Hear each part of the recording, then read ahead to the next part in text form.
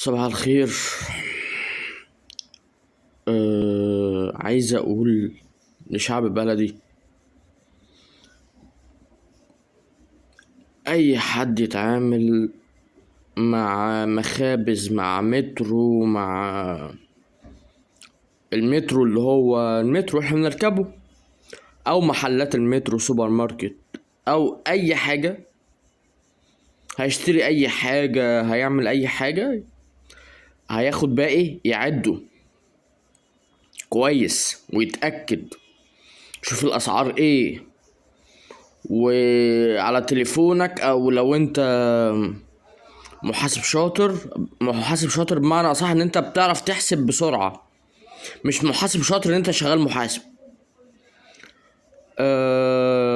معرفتش معاك تليفونك، احسب عليه، عشان انا امبارح كنت في وسط البلد، رحت مخبز اشتري منه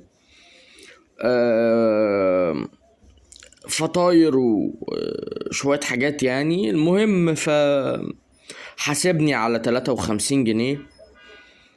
يا دوبك بعدت عن المخبز مثلا بتاع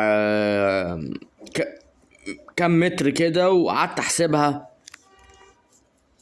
لقيت الحسبة 33. رحت راجع له قلت له انا مديلك 53 والحسبة 33. فقال لي لا، دوت بكذا، انت حسبتها ازاي؟ قلت له كذا وكذا وكذا. قال لي لا، ده بكذا وده بكذا. تمام. مهم، وانا واقف قصاده رحت حاسبها تاني، قلت له طب كده 43 وانت واخد 53. قال لي اه صح، يبقى ليك 10. طبعا لما كنتش انا رجعت حسابي تمام، كنت هدفع 53، كان هياخد 10 في جيبه ويحط 43 في الايه، في الدرج، ولا في اي مشكلة، واكون انا اتغفلت والدنيا زي العسل. ناس كتيرة جدا بتتغفل، وناس كتيرة جدا بيحصل معاها الموضوع ده.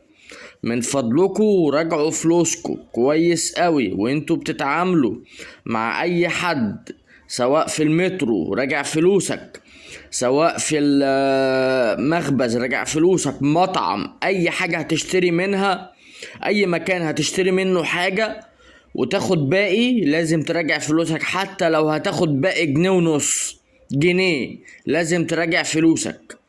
هل انت عليك ولا ليك؟ وربنا يكرمنا دايما بالخير يا رب، ويبعد عننا اي حرام يا رب.